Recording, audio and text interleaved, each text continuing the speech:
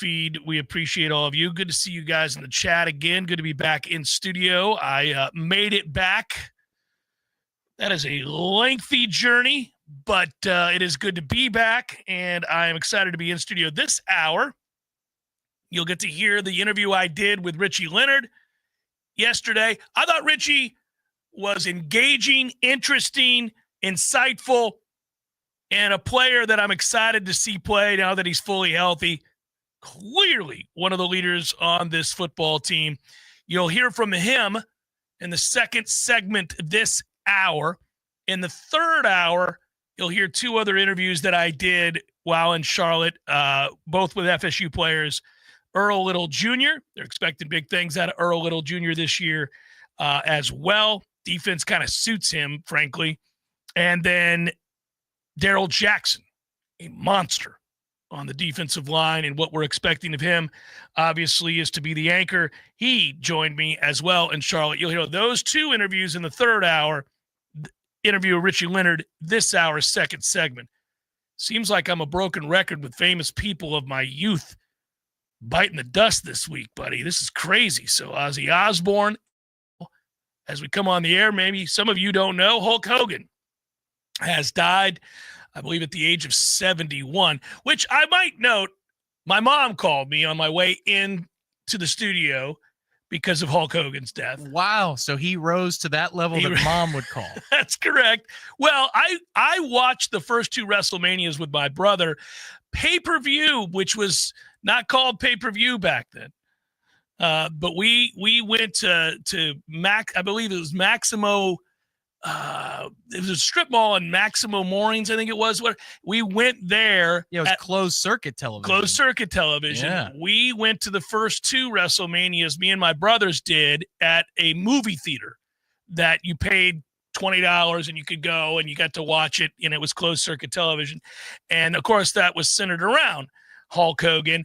And then I went to Saturday night's main events that used to be on USA Network and saw Hulk Hogan fight the Missing Link one year, and I saw him fight Cowboy Bob Orton one year, and Rowdy Piper charged the ring, and it was one of the most glorious moments because I'm a Piper fan, and all the people in Tampa were livid that Hulk Hogan was being beaten up by these two dastardly individuals, Cowboy Bob Orton, whose son later on became Randy Orton, and then, of course, my favorite all-time wrestler, who's also deceased, Roddy Piper.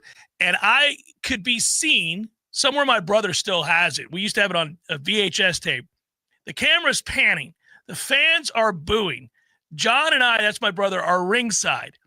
There's one guy, it's this guy at the age of like 12 going, yeah, as they're pounding Hulk Hogan, and everybody else is furious. I'm like, yeah, kick his ass. He's a loser. And people were furious. I had a grown man like want to fight me because I was so happy that Piper and Orton were double teaming Hogan. And just, there's a foreign object in the whole thing. It was glorious. It was on Saturday night's main events. So that's why my mom called, because regardless, I met Piper when I was Hogan on the beach in St. Pete. You probably met him a million times because you went to a high school with his daughter, right? Yeah, 1,000,001 times. He was always there to pick up Brooke, his daughter, in her freshman year, my sophomore year. So for the span of 5-6 months, every day he was there in the Hummer H2. It was Hulkamania yellow, even though he was Hollywood Hogan at the time. And it was also at the time that he made his comeback to the WWF when it was bought out by Vince McMahon, and he had the WrestleMania match with The Rock, which is my favorite WrestleMania match of all time. It was Generations Collide. It was in Toronto Sky Dome. During that period of time in his career, he's at my school every day. He made time for every kid that wanted to walk up and talk to him, and he would be there probably 20, 25 minutes before the car lines started to get full with moms and dads. He was always there early. He would come instead of park his car and just wait, and idle. Yeah. He'd get out of the car and he'd walk his daughter back to the H2, and then off they would go. And then his son, Nick, who ran afoul of the law a little bit later on. Well, so did Hulk. Yep. Well, it was all coming apart at the time that I was apart at the seams. When I was a senior, Nick was a freshman, and he would always be at our golf practices, watching our golf practices, because Hulk's house was down the way. We were at Bel Air Country Club. It was a great course to Tough play. life. Hulk was one street away, so Nick would bike over and just watch us practice and not say a word. It was kind of weird. And there's a Halloween party at Hulk Hogan's house where Dave Chappelle was there. I got stories, man. I got stories. Well, the story is over for Hulk Hogan at the age of 71. Yikes. That's true. It's true. It's what it is.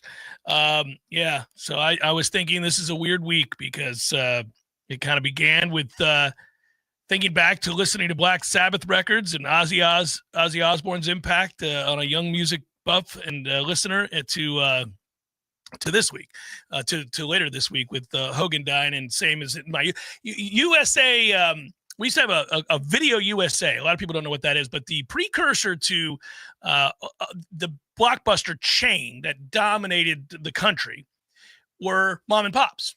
They were all mom and pops. And so you'd have like USA Video, Rogers Video, Jerry's VHS, whatever it would be. And so I would go with my buddy Louis Morales and my younger brother John, and we would bike up there to rent movies. But I remember thinking it was the coolest thing in the world when wrestling videos used to come out. We would rent Dusty Rhodes videos. They'd have like basically greatest hits. So you'd get Dusty Rhodes, and then I remember getting one on Kamala. I remember getting one on, Andre the Giant, any of the stars, right? Piper's Pit was my favorite, of course. But we had videos of Hulk Hogan, and we remember Hogan's greatest matches. But as a little kid also, he is Thunder Lips and Rocky. Yeah. And he's larger than life because Stallone's a very short man. Caught myself. I'm getting better. That was Rocky 3. He was in his very lucrative Hollywood phase when I was a kid. Suburban Commando with Christopher Lloyd, a kid's movie. Yeah, it's terrible. Mr. Nanny. Awful. These were the things that he was doing when I was a kid. Yeah. But I always watched the Rockies, and Rocky 3 was great. Come on, meatball. That's actually what he ended up yelling, which is not great. That's what he was yelling at The Rock, even though The Rock is Samoan enough. He's not a part of the Italian brother. He did that in the WrestleMania match. Like, you're going back.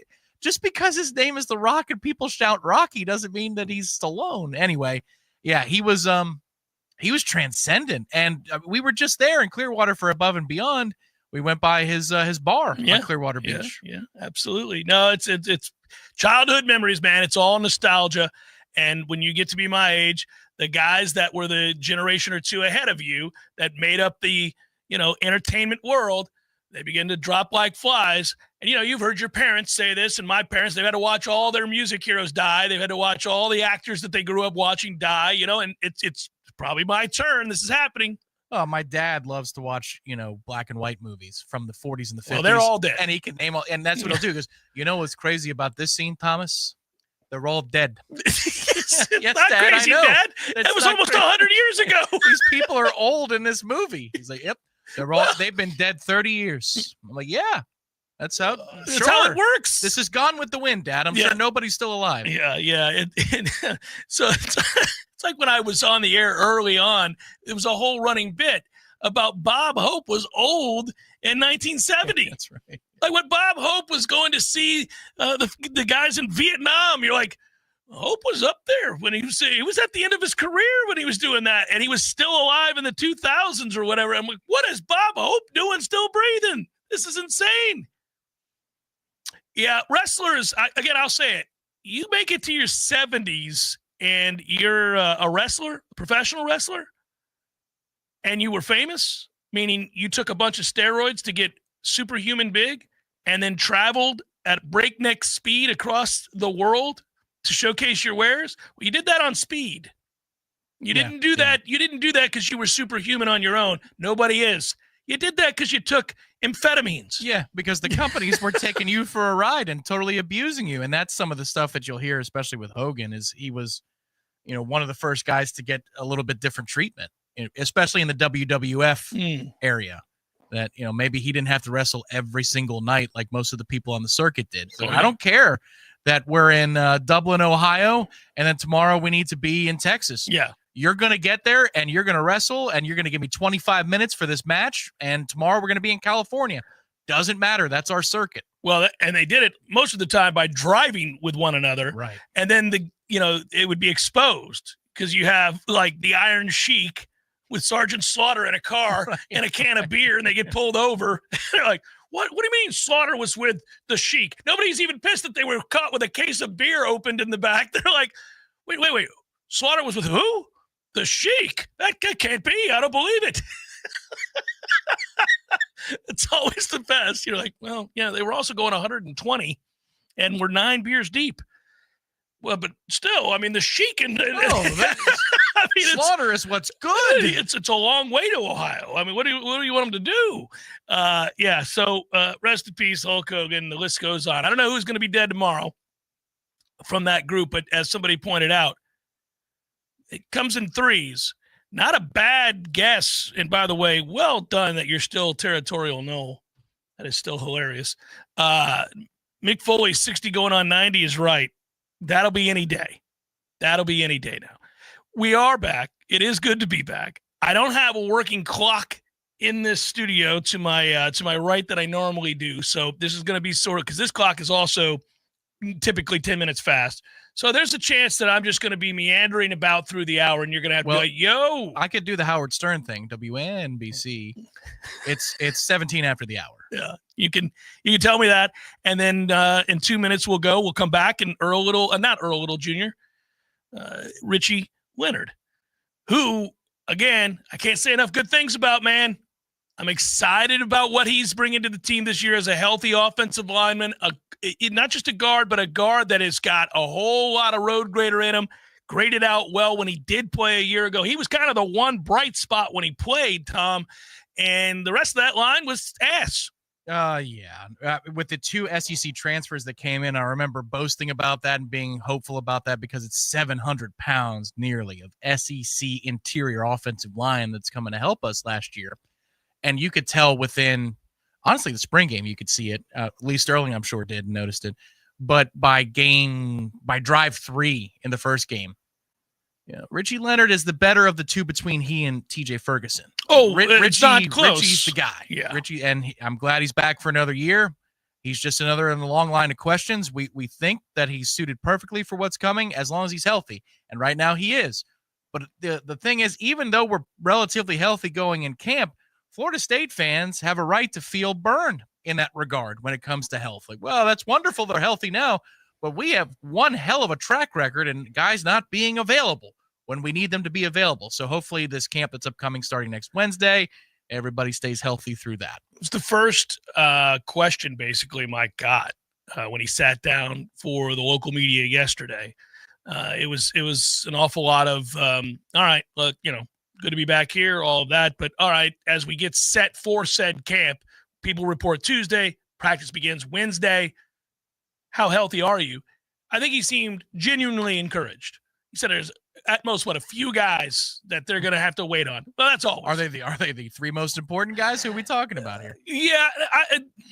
If one of them is Jenkins, which we know. Sure. Yeah. But so it's a mystery who the other 2 are. The totality of the offensive line is what was missing in spring, like all of them. So I think Luke could do it, but yeah. Right. Yeah. Right. The tackles were out. Yeah. Tackles were out. Guards were in and out. I mean, you quite honestly had stretches where you didn't have a single projected starter out there really. So what I would want to know when we get back after it on Wednesday is, hey, is the starting 5 offensive line out there? Is the starting 5 offensive line out there? Okay, check, we're good.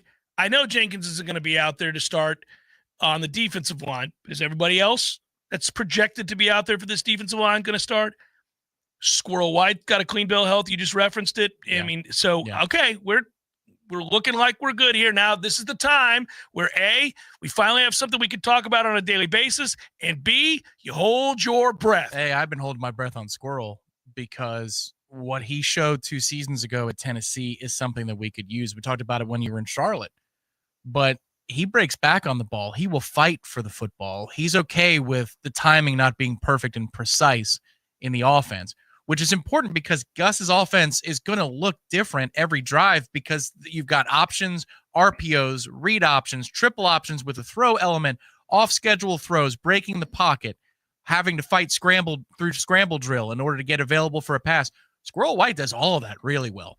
But I was nervous that because he came here and arrived in Tallahassee with a lingering issue that are we actually going to get him, or did we pay a premium on the hope that he's going to be healthy from an NIL standpoint? Did we invest on a risk, but a calculated risk? Sounds like he's ready to go. Sounds like summer workouts have been going along swimmingly. So that's wonderful to hear. I've got a question for you on that note. We'll go to break, and come back with Richie Leonard. It's interesting to me when you're talking about transfers. We talk incessantly about transfers because that's the world of college football right now. But when we talk about guys coming and going and they have the freedom to do that, we want parameters in place. We want a little less freedom. We want contracts to matter. If you have an NIL deal and you're being paid through rev share, we want, an idea of where you're going to be and what's required of you. Well, this week at ACC Kickoff, we found out that injury reports are now a thing. We're going to know 2 days in advance of a game who's in, who's out, who's probable, who's not. They have to continue to advance that information the following day, the day before the game, and then the day of the game. So you have 3 markers like they do in the NFL for probable or not, in, out, health reports, injury reports. That's what they are. Yeah, I've been thinking about that as it relates to, pregame coverage, that if we have, because I know sometimes in the past our pregame shows have been morning-based because we want to counter program against the national shows. And sometimes it's a noon kick, so it runs right up against it, so it's perfect. But if we have a live show with 2 hours before kickoff, that's the final report time. It's much like NFL inactives. If they don't go live at 11, it's 11:30. It's 90 minutes, one or the other. But I think that's going to be the one. Just judging by Jim Phillips saying, we trust that they're going to do the right thing. It's that very trusting man, Tom. It's that 2 hour prior report that's going to be the one, where you might see some names pop up he wasn't on the Thursday report of the front, but the 2 hour report is when you're probably going to get a whole lot of truth. And as I've said, you can't take money from FanDuel and DraftKings and the rest of those outfits and profit from it and not engage at least in the proper comings and goings of players. Are they going to play or not play? There's a keen interest in that information, and now they're doing it like they're supposed to do it. In the NFL. Now, in the NFL, there are steep fines for those that don't do it or mislead. We'll see. This is year one, what the ramifications are. But I bring that up because I wonder, moving forward, if a player wants to transfer, puts his name in the portal, the teams that reach out to him, are they able to get a medical? Are you able to say? I see what you're saying. So Squirrel White, okay, is a kid coming in here who had some medical issues, was expected to be fine. We were told he's going to be fine. By the way, we were told now he's a full go, so don't get nervous if you're just now tuning in. But my point would be, hey, I got to know, are you good? Are you structurally sound? If we're going to say, yeah, come on in here. And I wonder if we're starting to get a lot more professional in all of this. Yeah, if they can access film and they can access all the other intel, why wouldn't health be a big part of that discussion? I would think you'd have to be able to, because you're going to sign him to a deal. You're basically signing him to a deal. I mean, he's going to take rev share, and then, in order, you're not supposed to use this as inducement, but we all know exactly what it is. If you tell a kid that there are NIL opportunities, I mean, you got to know that he's able to live up to his end of the bargain. It sure sounds like to me that this whole idea of collective bargaining would be very advantageous for us in these situations, because you might have a set of rules that everybody has to abide by, and there would be teeth behind them not following those rules. Richie Leonard set to join us. Talked to him yesterday in Charlotte. You'll hear the commotion in the background. I think this is an engaging interview. I've hinted at it numerous times. I think you're going to like Richie Leonard. He's a good football player. He's a well-liked football player, but he's a smart guy, a thoughtful guy. I hope when we come back, you stick around, listen to this interview with Richie Leonard. Jeff Cameron Show, 93.3 Real Talk Radio, Warchant TV. Hey, no fans, our partner ISF Inc. is a national management and IT consulting firm located right here in Tallahassee, Florida, solving the future for state governments through strategy, process, and technology. As a trusted advisor for state governments, ISF knows the importance of defining a clear and detailed strategy. Our friends at ISF can help your organization create a strategy that sets you on a path to success. ISF Your vision plus our expertise brings your brilliant ideas to life. Visit ISF.com to learn more. ISF, solving the future. Hey, let me tell you about my friends at Tried and True Consulting, a Seminole-owned business that specializes in payments and business solutions. Tried and True's core expertise includes card, ACH, point of sale, mobile, e-commerce, and hosted payment solutions. Tried and True will help you reduce costs and increase your bottom line. That always sounds nice. Whether you're a retailer, restaurant, licensed professional, or service industry, Tried and True is saving you money. Tried and True's expertise extends to payroll, video menu ad boards, IT services, web design, and social media. It's time to make one call and tell the competition to take it on down the road. Call Don or Joe today at 844-464-6653. That's 844-464-6653. When you do business with Tried and True, they contribute 10% of the net revenue to the battle's end. So go Tried and True today. Call 844-464-6653. Tired of spending money on bug spray and inhaling all those fumes every time you want to go outside? Treat your yard so you can stop spraying your kids. Paul's Termite and Pest Control has a solution to this persistent problem. Paul's has a program which treats the grounds, flower bed, and shrubs. Paul's controls pesky mosquitoes year-round, which means you can take back control of your yard. Not only are mosquitoes a physical irritation, they also pose a potential health risk to people and pets. With Paul's targeted techniques, you can rest assured that your yard will be protected and your afternoons will stay fun. Take back your yard. Don't let mosquitoes interrupt the fun. For more information, go to callpauls.com. For the elimination of termites or any other pests. And a greener lawn, too. Call Pauls. We'll get them all. Pauls can help eliminate fire ants from your lawn, too. We'll help you take your yard back.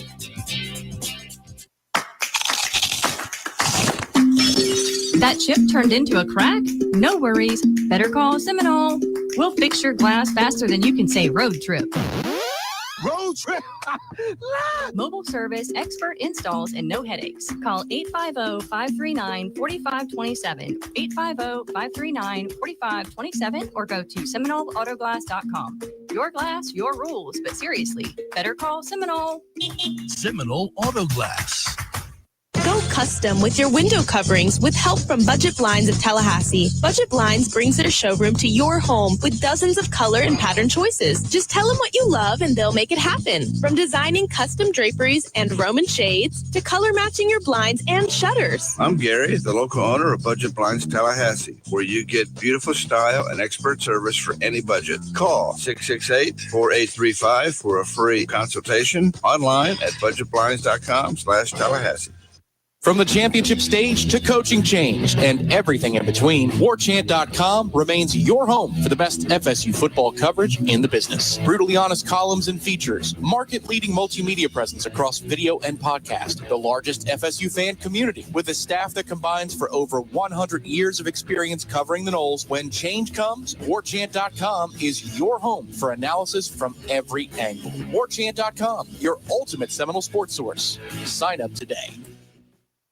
The Jeff Cameron Show is a production of the Warchant.com Multimedia Network. Check out Warchant.com today for the latest news inside Florida State athletics. That's Warchant.com. Now, back to Jeff on Real Talk 93.3. Welcome back. Jeff Cameron Show 93.3, Real Talk Radio, Warchant TV, broadcasting on Radio Row live here in Charlotte, joined by Richie Leonard the fourth. So right off the bat, how far back do we go? Did you ever meet Richie Leonard the first? No. My grandfather on my dad's side, who would be the junior or the second, he passed before I was even born. So, we were talking about it. I said, it's an absurd question, but I wonder how far down the rung of the ladder do we go before he says, oh, yeah, I knew number two, didn't I? Listen, I got to tell you, when I talk to Coach Norvell or anytime I talk to your teammates, obviously we were in the breakout room earlier and all that, yours is a name that gets mentioned, I think, most consistently as a guy that they turn to lead. And I think your voice speaks volume in the room. What's that mean to you? That means the world to me. Just that guys around me and my peers look at me in that light, I couldn't ask for nothing more to be in that position at such a phenomenal place like Florida State University. It's really a dream come true. Have you always been a leader, or is this something you've worked into? And obviously we all mature as we get older, and you learn from mistakes as well as successes. But is this something you feel like was a natural transition, or something that's happened now out of necessity? Obviously a tough year last year, looking to bounce back big time. Yeah. They need people like you in that locker room. Is that something that you feel or sensed and are trying to do more of, or is it just natural? I'd say a little bit of both. I feel like I've always, carried some leadership qualities to myself. I feel like the older I've gotten and the more mature I've gotten, the type of leader I want to be has changed. I was always under the impression that, at least the favorite leaders I had on every team I've ever been on were the guys that didn't say much. They just showed up and went to work every day, and you never had to question that. So that's what I looked at as true leadership. But like I said, the older I'm getting and the more mature I am, I know that you have to vocalize that at times, and you have to be able to say it to where everybody around you will not only hear it but take heed to it. You know what I mean? So I feel like that part of my leadership has definitely grown. One time you were coming off the practice field, and this is long before spring when we were not at practice, but I watched you engage in that. Like a player was, I won't say which player, but a player was kind of goofing off for the cameras as we were getting ready to interview Norvell, and he said something back to you, and you said, "Why do you all even concern yourself with that nonsense?" Yeah. So that's kind of what you're talking about. They're vocalizing, like, man, they got a job to do. You just keep it on down the road, right? Exactly. Yeah. Exactly. So obviously a lot of changes. Your offensive line coach being one of them. Take me in the room with Herb Hand. I don't want you to compare and contrast Alex and him, but rather what's he like as a coach? How much of a technician is he? And I would think, outside looking in, you tell me, I guess a two-part question. This would seem like a dream offense to run for an offensive lineman. Yeah. I mean, you get to do what you guys get to do, which is, go to work and wear people out. So I guess twofold, Herb Hand and this offense. Yeah, definitely. I'll start with the offense. That's kind of been I vividly remember multiple times a day I've said, like, this offense is like a dream come true for offensive linemen. You know what I mean? It's very offensive lineman friendly. So I'm definitely excited about that. And I'm sorry, excuse me. You're good. Coach Hand, he's a phenomenal teacher. He's been with Coach Nazan for quite a while now, and he knows this offense like the back of his hand. So being able to learn from him every day it's great. It's also great knowing that he's produced so much talent. He's put some really good NFL offensive linemen up there. So definitely, it's awesome. If you take our listeners inside a meeting room, for example, what's he asking of you? Like, what's he like? I mean, people always, they look at coaches as either players coaches or they're over the top mean, or what's his demeanor like when you're in the meeting room and you're kind of learning and taking instruction from him? Yeah, he's very detail oriented. Okay. Which is something that I really like. We could spend 20 minutes working on, just talking about this one play because it just has that many, details to it. That's just an example. I'm not saying but he's a very detail oriented person. So once if we learn something new, when we get out there, there's no one that's going to be able to say they didn't at least hear everything that they need to do this correctly. You know what I mean? So being able to play for a coach like that, it's a guy like me, it's a dream come true. Speaking of new guys, you're surrounded by them on the offensive line. A couple of things here. I've always been intrigued by this. You'll hear analysts, former players, coaches talk about this element of the game a lot, but I don't know what it means, and I want to hear it from a player. Offensive line needs to find their chemistry. You hear this all the time. How's that built, and what does that mean to you? Yeah. To me, it means a lot because all the best offensive lines I've played on have had great chemistry.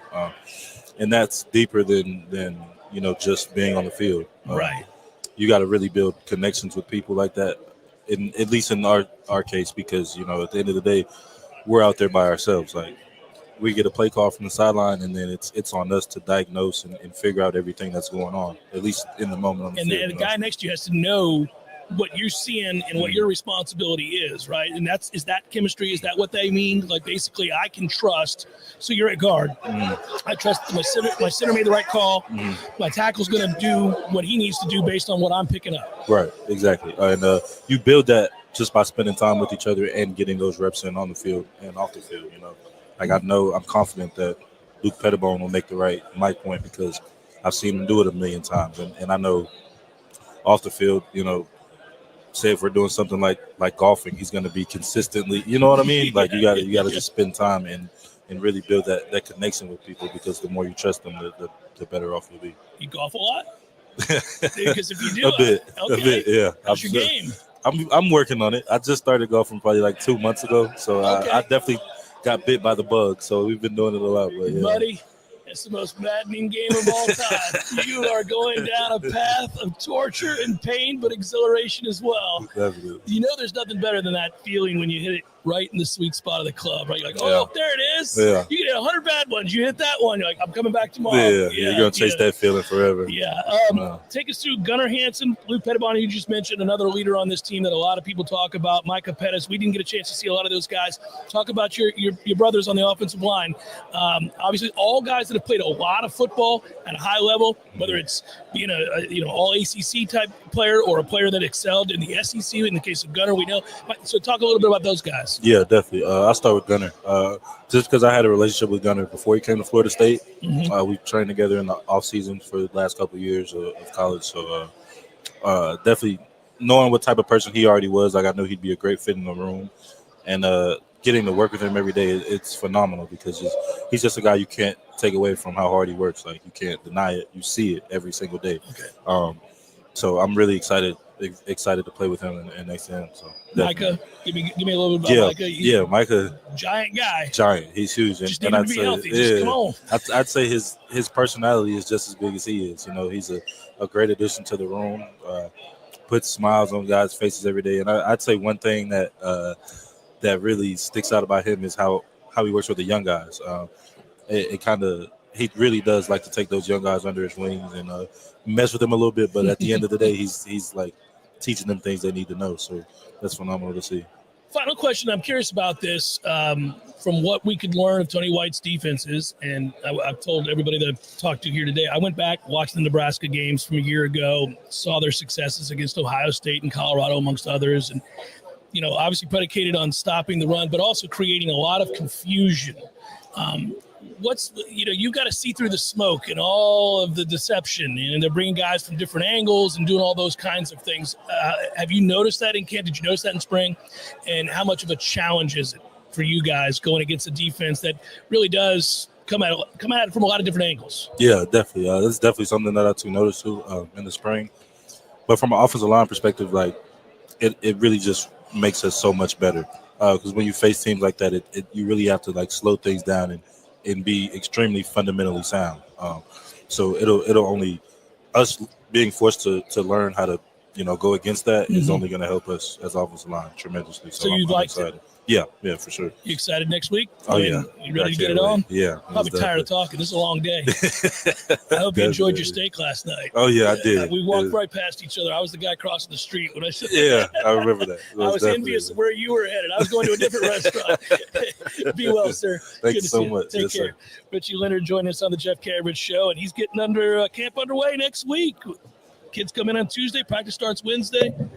And we got more from Charlotte momentarily. Jeff Cameron Show, 93.3 Real Talk Radio, Warchant TV. This is meteorologist Paul Trombley with your Real Talk 93.3 weather update. Highs level off around 89 this afternoon under partly cloudy skies.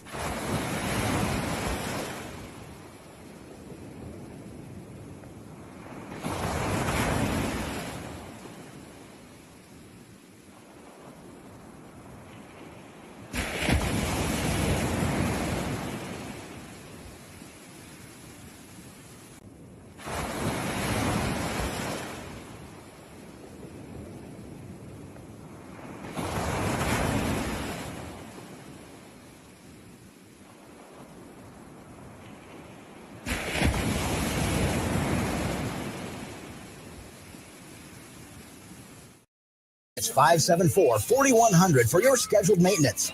National accounts welcome at Nice Tire and Auto Service, 4792 Bluntstown Highway, just west of Capitol Circle. Hey, this is for my homeowner friends out there. You know who you are. When you get your grass cut, you're going to inspect the work, make sure it's good. Get your house painted, check around every corner and edge, make sure that's done right. Get a new roof, got to get eyes on those shimmering new shingles. Get your septic tank cleaned. Bet you're not popping your head down in there to take a look around. You got to trust it's done right. I'll make it easy. Go see my friend Greg Miller Septic. They're my guys. I trust them, and you can too. MillerSeptic.com. That's it. That's the commercial. That's the whole thing. Check them out. That's MillerSeptic.com. Some men follow the crowd. Others take the long way, the wayward way. At thewaywardgent.com, we've curated the gear, gadgets, and grit every respectable man needs, from the fairway to the fire pit. We've identified the top-rated Amazon finds, so you don't have to. No fluff, just the good stuff.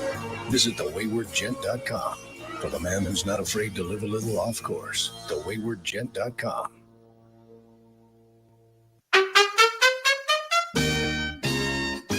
There is no Bigfoot, Eddie. Would you stop with that nonsense? There's a Bigfoot, Jeff. I wish there were. By the way, I don't want you to point to me as the guy that takes all the fun out of the room. I wish there was the Loch Ness Monster. I wish there was the Bigfoot. I wish there was the Chupacabra. All the things. They're all mythical except for the Bigfoot. The Sasquatch. The Bigfoot? The Bigfoot. There's big feet. There's lots of them. So, like, different, breeds, like different kinds there's of... there's like, families. There's different families. And, so if they're in the snow, you call them a Sasquatch. Or the Yeti. Right, yep, and then here in Florida, that's a skunk ape, and never heard that one. By the way, why do you think it's real? We would have found them by now. They're the hide and seek champions of the world. Nobody finds the Bigfoot. I think you believe in Bigfoot. I do believe in Bigfoot. You don't believe. I believe in Bigfoot. Don't tell anybody you believe in Bigfoot. I would go look for Bigfoot, but he scares me. Gordo's, bringing the flavor and flair of Cuban food to Tallahassee since 1996. The Jeff Cameron Show is a production of the Warchant.com Multimedia Network. Check out Warchant.com today for the latest news inside Florida State athletics. That's Warchant.com. Now, back to Jeff on Real Talk 93.3. Appreciated our conversation with all the players. Richie was chief amongst them, man. He was, really, really thoughtful and enjoyable to talk to. By the way, just so we know, I mentioned it earlier, but 29 days, 23 hours, but 29 days until the start of college football. Come on, baby. That'll do. Yeah, that'll do. Hall of Fame games next week, right? Yeah, next Thursday? Week from today, buddy? That's I don't know if that's a pop a beer worthy moment, because I don't need much, Tom. It could be daylight. But just the idea that football is being played in some capacity might warrant us going out and meeting up together, buddy, and having a cold one. Oh, well, if there's a lot of reasons we could do that, but sure. But this absolutely. They're football players in football uniforms hitting each other. Actually, the commercial just ran. I was at Gordo's the other night, and it reminded me I need to go back there a little bit more often. It's great. Yeah. It's a great place. It's a hike to get to Georgia, but for Gordo's, it's well worth it. Yeah, it's a fine area of this fair city. It's Well, and I think it's the perfect amount of time, too, because they close it down around 9:30. Yeah, they're not. So we could go there for the first quarter of the Hall of Fame game, and then that's it, because they're also willing to get out of there. So nothing. Yeah, you're not hanging in there to the end. Nobody gets carried away because it's just right. It's just a little morsel. But between that and the camp coverage that starts next week, I don't know what kind of access we're going to have. Did you catch Whispers? I don't know if you did. Did not. But then also college football, the video game is out. Oh, yeah. I'm knee deep in it. We'll get there. Those 29 days, no problem. Absolutely no problem. Wesley asked a question at the start of the show. Jeff, on a scale of 1 to 10, how would you rate this year's Media Day? Welcome back to you and Tom in the studio. Thank you. You don't have to welcome Tom back. He's been here all along. Spared myself 16 hours of drive. Well, with you, 14 hours of driving. 13 hours of driving. 12 and a half. Hey, buddy, I shut it down, and when that last interview ended and I got in the car to go yesterday, so I'm pulling in my driveway, and Aslan texts me and says, Jeff, which way did GPS have you going? And I'm not going to air their dirty laundry, but somehow they got taken down a path that you ought not go, and meaning like it's the wrong way back. I don't understand. Too many miles. Way too many miles. No. And your boy here takes the back country roads and rides like the wind blows, buddy. We get home. Anyhow, somehow they got caught up in way too much, and they left later than I did. And so I just said, oh, well, and I told him and then went, by the way, I'm pulling in my driveway. Well, yeah, because the subtext of the question. It's like when a friend or a loved one or maybe your kids, hey, are you hungry? You are. So where would you like to eat? Right. What do you want? When you get the text, and I'm not saying that, you need to redirect in that situation in this one, but what route did you go? We're lost. Are a long way from home. Yeah, we're either lost or we're in bumper-to-bumper traffic, and are you experiencing this? And if so, can you tell me how long this lasts? It's a expedition. They're trying to find out information. And so I knew he didn't want to hear me say, I'm pulling in my driveway, but I did. And Aslan's a quick-witted and good friend and wrote, that was rude. But it was great. It was great. So the question was rating the ACC Kickoff. Look, they do a fine job.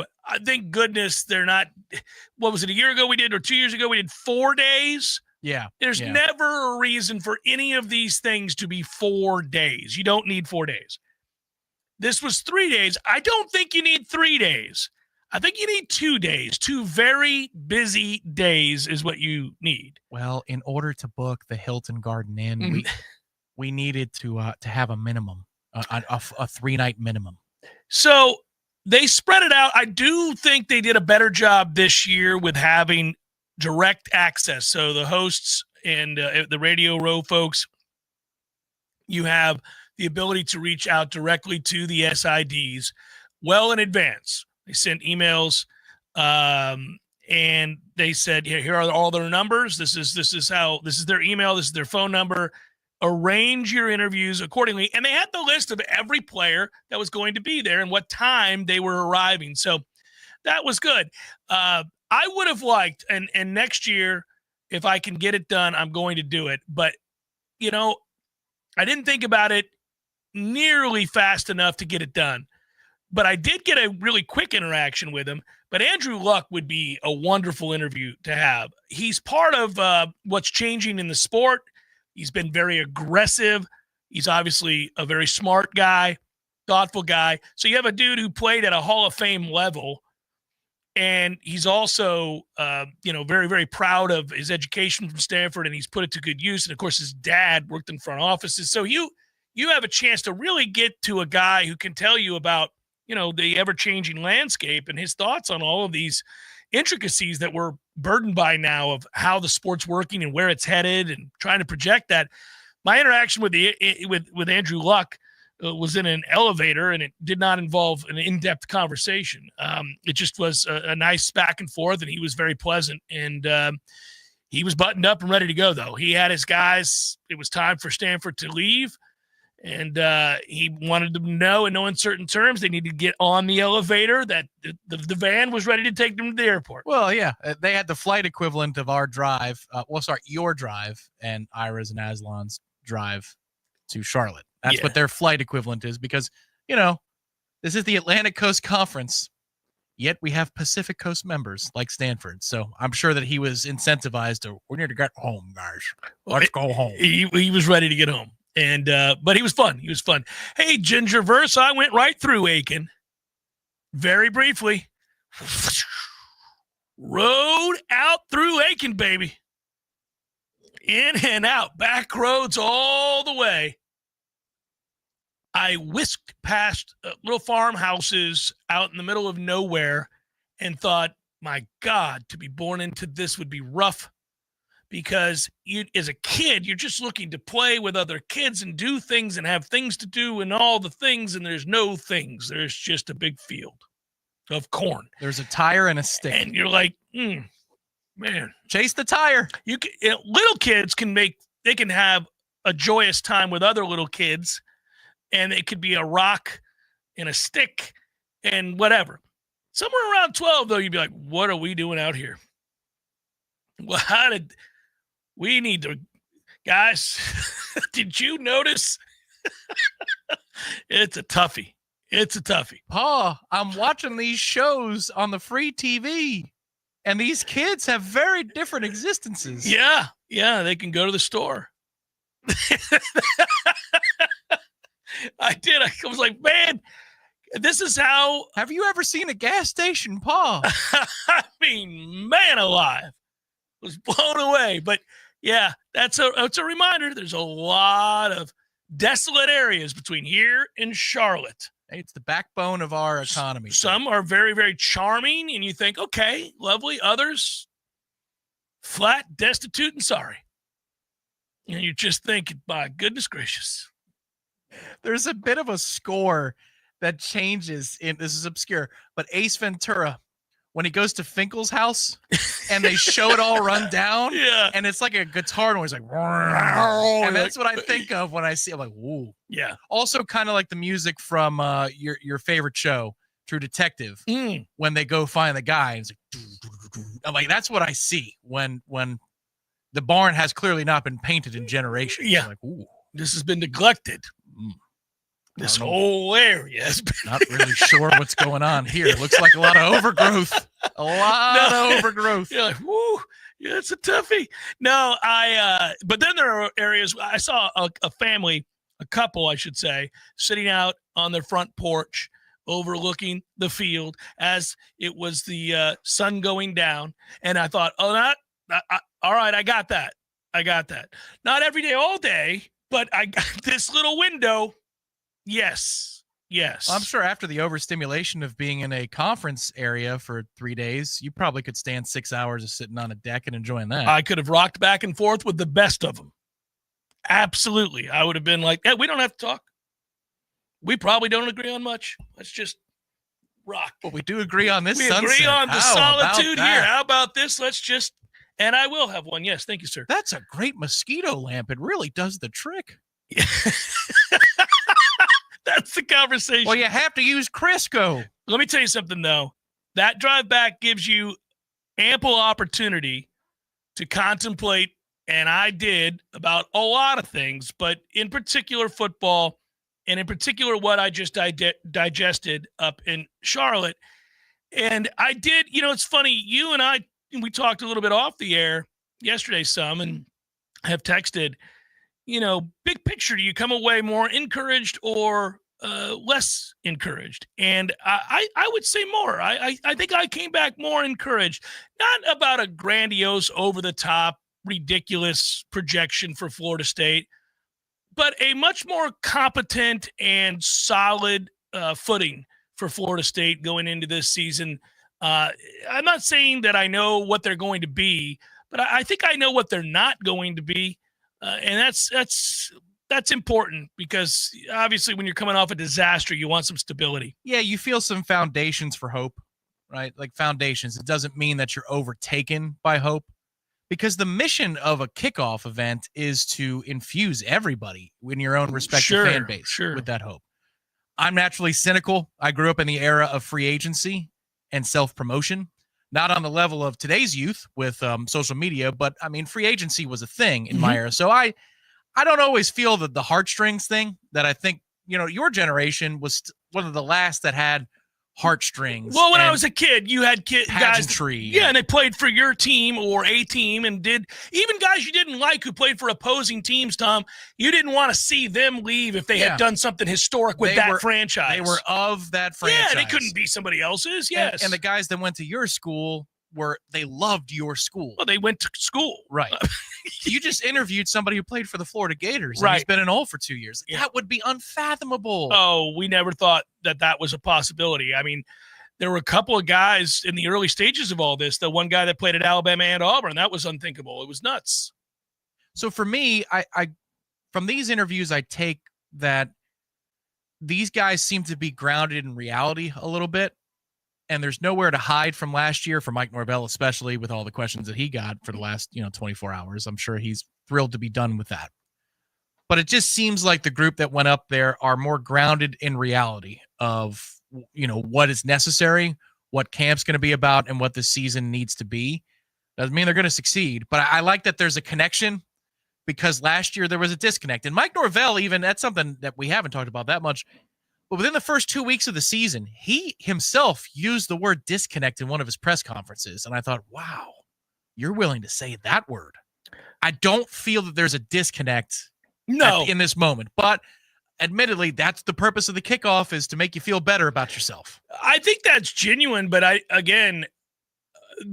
what that does is takes us down a path of having a conversation about whether or not the methodology they're immersed in, which is they are right now on some would say vicious cycle. Some would just point out it's a cycle of constantly having to overutilize, in my opinion, the portal to put together starting units.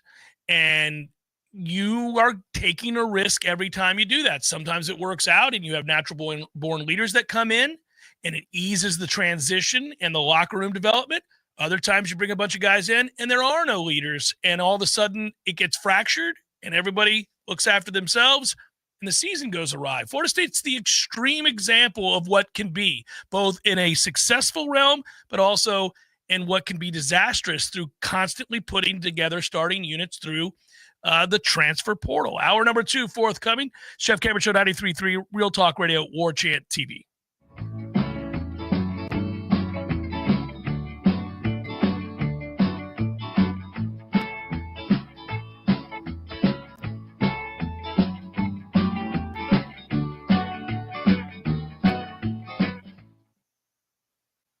When you need the plumber quick, how long is an acceptable time to wait? Hey guys, we really need you over here. My toddler just flushed a whole bunch of toys down the toilet, and everything, and I mean everything, is backing up. 2 hours? Hey guys, just checking in. The water has reached the hallway now, and it's getting pretty deep. Can you get here anytime soon? 4 hours? Hey guys, can you please hurry? Now my wiener dog is doing the backstroke over here, and they're not known to be strong swimmers. Hey honey, grab his life jacket. 8 hours? Oh, so now you're here. At M&L Plumbing, you'll never have to wait long for quality, dependable service right when you need it. Our qualified technicians aim to achieve 100% customer satisfaction. And now M&L Plumbing can also be your go-to for all septic tank pump-out services. So the next time you need plumbing work or repairs, think of the name M&L Plumbing. Your local plumbing experts, commercial or residential. Give us a call, 850-575-9393, or online at mnlplumbing.com. M&L Plumbing, for all of your plumbing needs.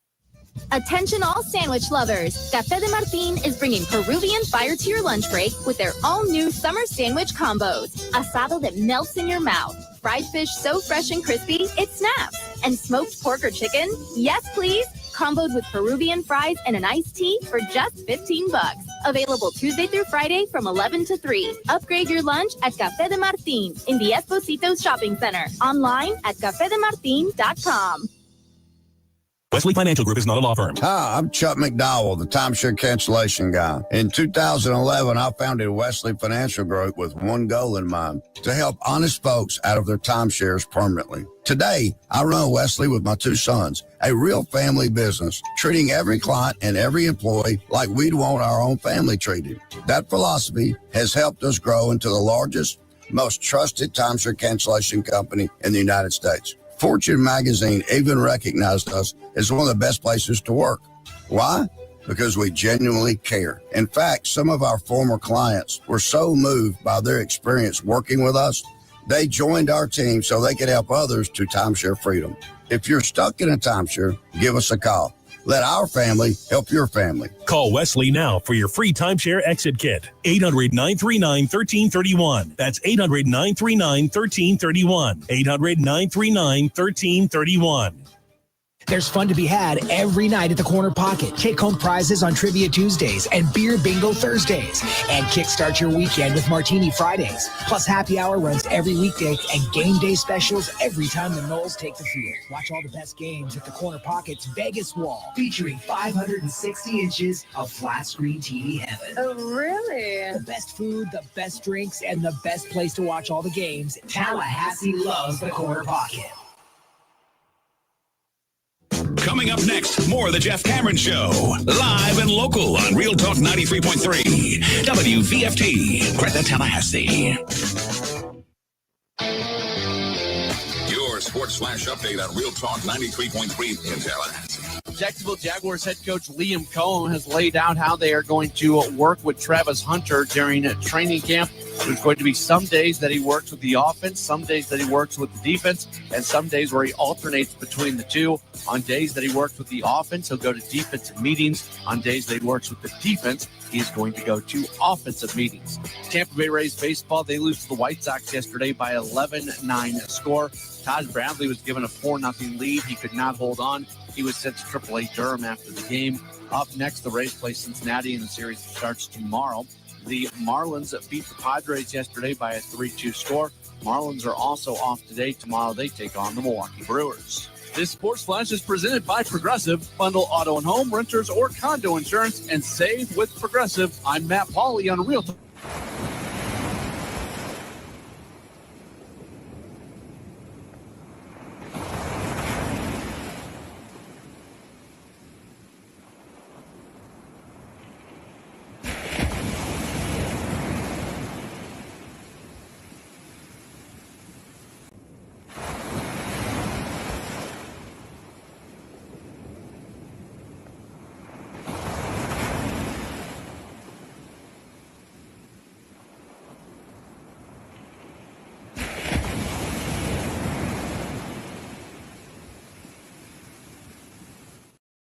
Now 40 to 75% off.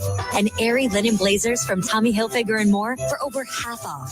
Plus, get 3-piece floral print comforter sets for just $21.99. These deals are too big to wait for November, so hurry in. Black Friday in July and Sunday at Macy's. Savings off already reduced prices. Exclusions apply.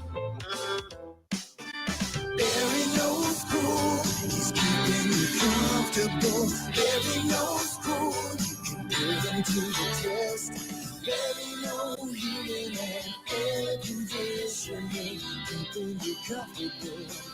Here's what Barry does best. No matter how busy life gets, your home is the place where your family and friends show you they care and celebrate with you. That's why the professionals at Barano Heating and Air Conditioning always make sure your home is comfortable. Just like those who matter to you most, Barano will always be there for you. This is Tyler from Barano Heating and Air. Now you can schedule an appointment, purchase or renew your service agreement, or pay your bill from your mobile device. Any day, anytime, anywhere. When you turn to the experts at Carrier and Barano Heating and Air. Online at baranoac.com. Florida license number CAC 1816186. Barry knows heating and air conditioning.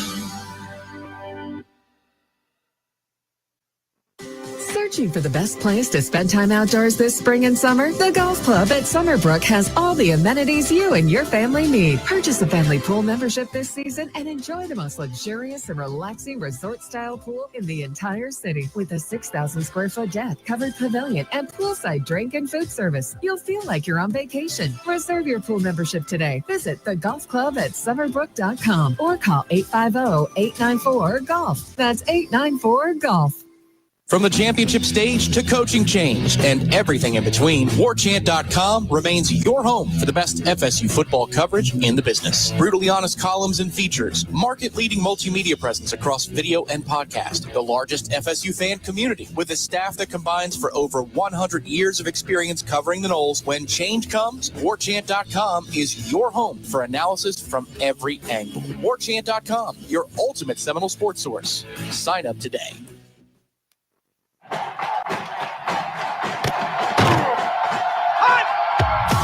Broadcasting live from Florida's capital city, this is the Jeff Cameron Show, brought to you by Orange Theory Fitness on Real Talk 93.3. Now, stop what you're doing and listen closely. It's time for the Jeff Cameron Show in 5, 4, 3, 2, 1.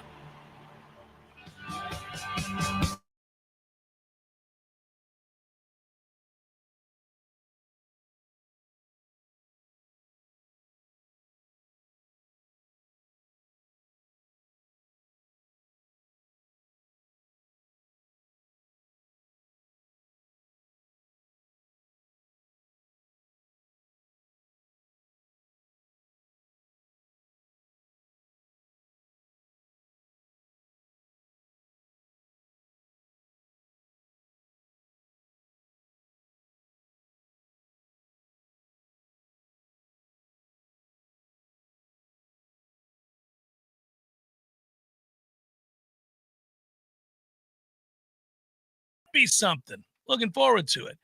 But it's a day to get back in studio after a nice trip to Charlotte and another ACC kickoff under the belt.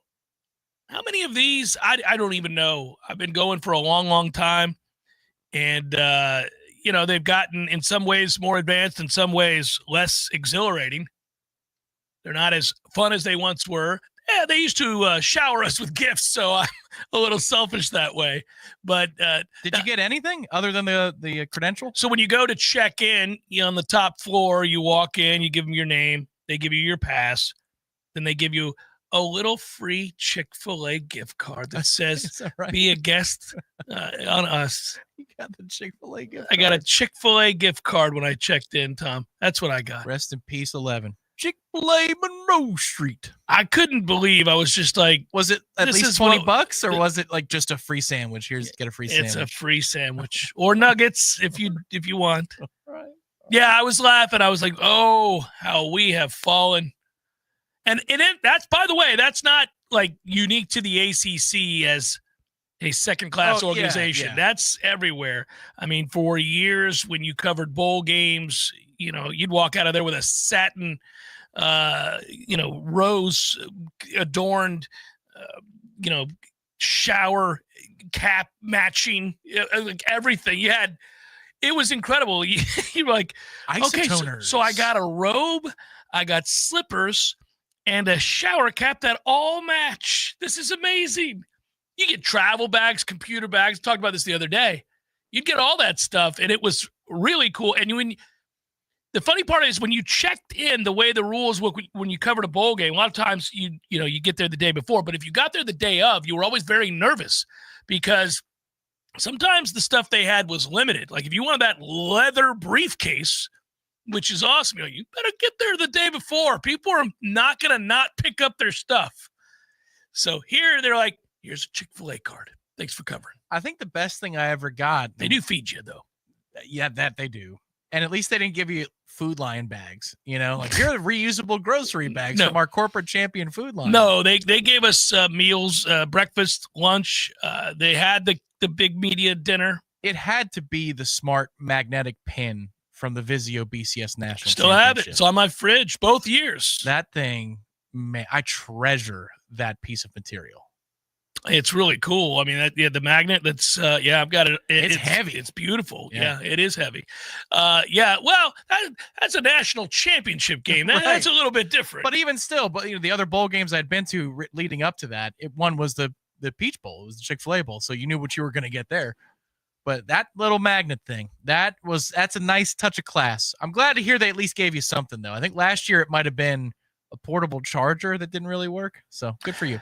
I do want to say, betting further what happened at the ACC kickoff and the conversations with players and coaches, a couple of things to touch on that involve Florida State. I've seen the headline since leaving Charlotte and even the day before. Castellanos continues Alabama banter ahead of season opener. Stand by what I said. That's not how that went. That CBS wrote that as a headline and a story by Brad Crawford. There was another one that was a little misleading. Now, look, Castellanos said what he said when he said it. That's true. But he was always going to be asked about those comments. It was likely to be the very first thing he was going to be asked when Florida State arrived and he became available for the press. And to be sure, that's exactly what happened. It was the first question he got asked in the breakout room. It was the second question he got asked in the breakout room. It was the third question he got asked in the breakout room when the national media and the regional media, not just the local media. The local media was a little bit different.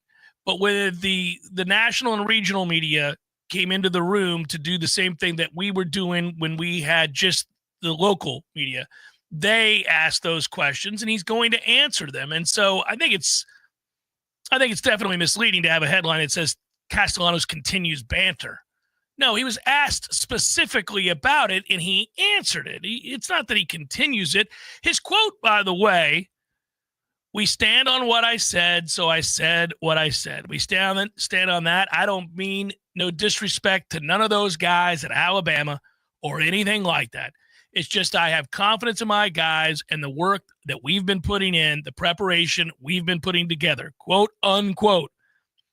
He went on to say, because he's asked about it again, that's all that was. Again, no disrespect to those guys, but I've watched how hard we've worked, and I believe in us.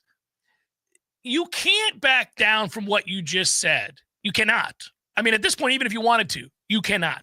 I mean, if I were Mike and we were on our way to these meetings, I would have said, now you do realize you're going to be asked about this incessantly, and I don't want you to back down the bravado that you had. I don't want you to further incite or say more and become, a lightning rod, but you can say, no, I'm confident. And those statements were made out of the confidence that I have in my guys and in myself. Certainly it wasn't meant to disparage Alabama.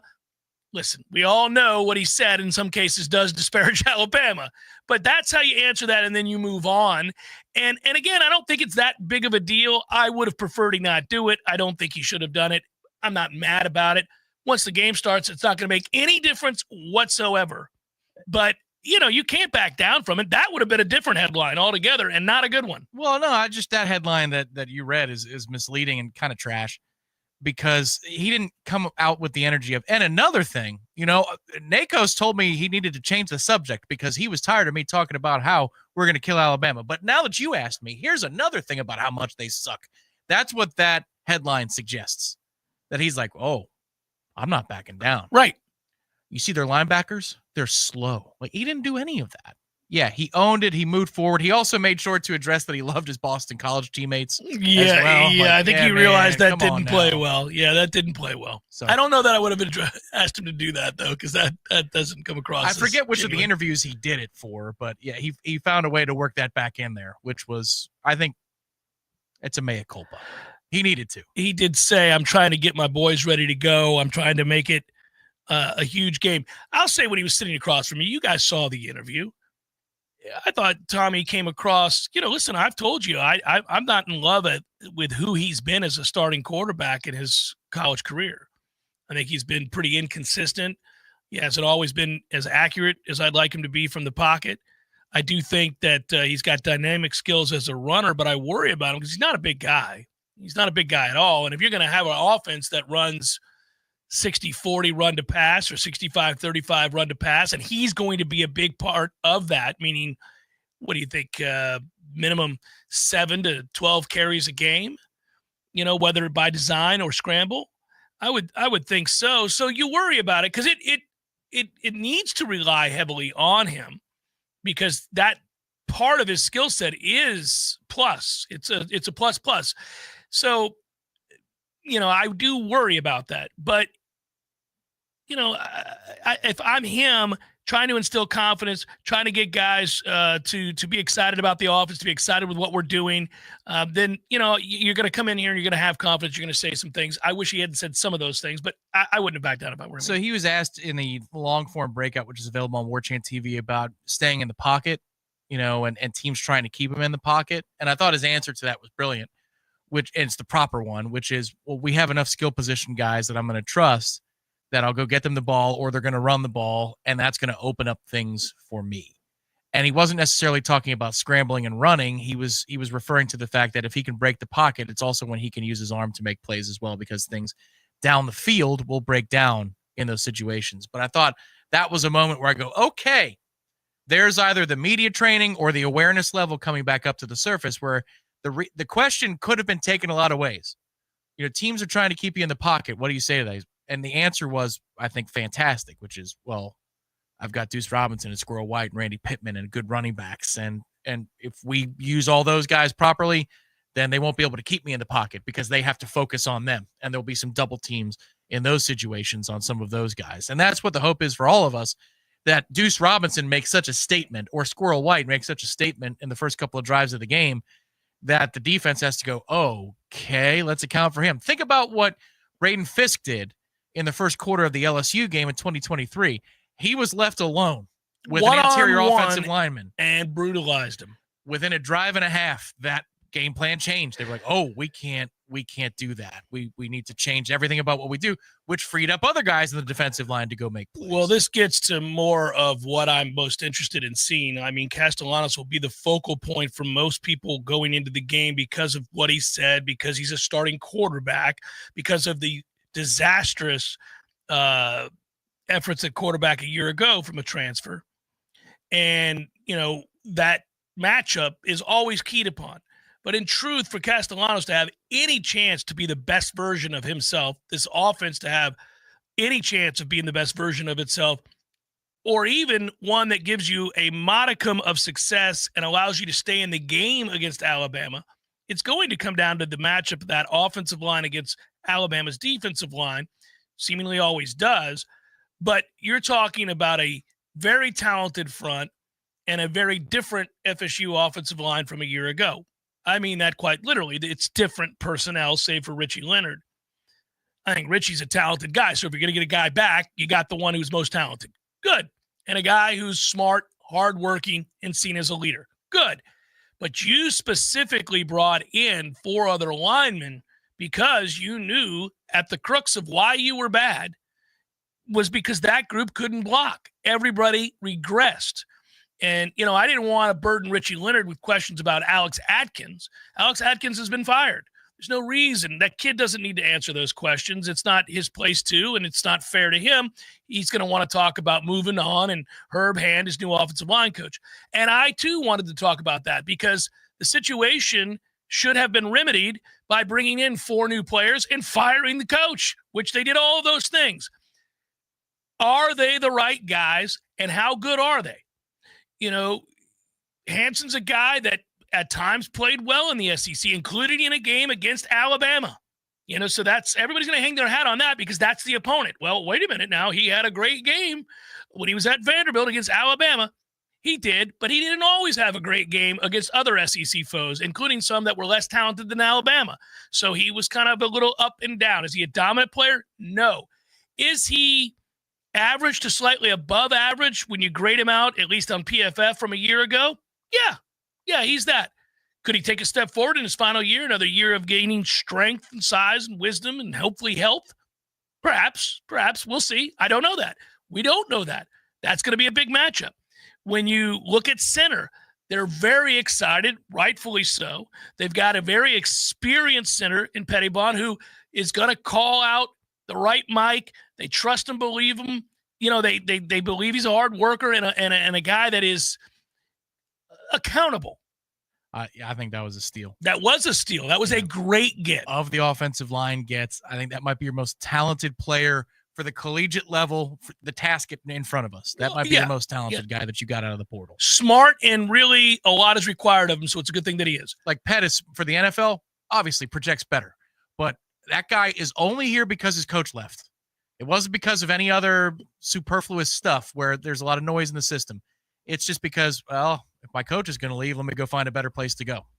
That's a big-time, lucky, but awesome job by Florida State to close that kid and go get him. And I don't think that we can underestimate just how devastating it was that the 2 most counted upon offensive linemen last year for Florida State, one was at left tackle, one was at center, and both regressed in such a way that it gave you no chance to succeed with a non-mobile quarterback. It gave you no chance. You couldn't run the ball. Once you couldn't run the ball, you had a sitting duck in the pocket. Teams didn't have to respect the run, so they pinned their ears. The season was over. In essence, the season was over in those moments when your 15-year starter at tackle and your forever center finally broke down due to the myriad injuries they already had, and their bodies were not able to hold up. In one case, Washington may not have gotten himself in the best shape in the world coming into the season. In retrospect, there were other factors that I'm aware of, nothing nefarious, but things that didn't help him play his best football. And so a guy you thought could be good because he had been. Oh, yeah, All-American level. Took a huge step backwards because of either not training and getting himself right or some of these other things that I'm alluding to that I don't think helped him in his personal life. And again, nothing nefarious. It's not drugs or law breaking or anything like that. I just want to make that clear. Your center was a broken down center for 2 years. He had been broken down. We had talked about this over and over again, you and I. You ever going to find an answer at center? Is anybody backing him up? I mean, sweet Jesus, this poor guy is operating at 70%. When are you going to find a better center? Why are there no answers? Yeah, that's an alarm bell we did ring in real time as it was happening in 23. So when Maurice last year. Right. So when Maurice is breaking down and things aren't going well for you, well, think about the two most important positions on the offensive line. They both took huge steps backwards to a point where Maurice is on camera not moving. After a snap, Tom, not moving. Right. That is amazing. Dominic highlighted it. Well, here's first game of the year. That's the freshest you'll be. Here's your starting center, just not blocking a person. Like literally not blocking a person. Just what is it you say you do here? So though you now have some answers there to the degree with which they'll be great or good or even above average is open for debate. But I think that you've seen enough of those guys to know that their baseline's pretty good. Mike has got a lot of questions because he probably shouldn't have been available given the size, where he was playing, how much he had played for Ole Miss. To me, if you're that good in the SEC, and he had been a lineman of the week before, and he'd had success as a preseason second-team All-SEC, all these kinds of awards and accolades, you wonder why he's available. I think we're all getting a little bit more cynical, rightfully so, and I mean that in the right way, in the right use of the word. Why is that guy there? Why is he? Why do we have him? Why didn't they pay him? Why didn't they pay him? Is a fair question. It is. My hope is that they had an answer ready to go that they had for cheaper, and it's one of those deals that you see so often in the NFL, which is, is this player probably better than the guy that we're going to retain? Yes, but for the price we'd have to pay to keep him, we could use the resources elsewhere. That is my hope for Florida State, that it was just a numbers problem for Ole Miss in terms of payment, and they'd rather spend the extra couple $100K elsewhere. Florida State is willing to swoop in and spend a lot because we're in a desperate situation where we need the help, and Ole Miss is like, well, we've got a guy that we can pay 30% of what we're going to pay Micah. Let Florida State have him, and we can spend our resources elsewhere.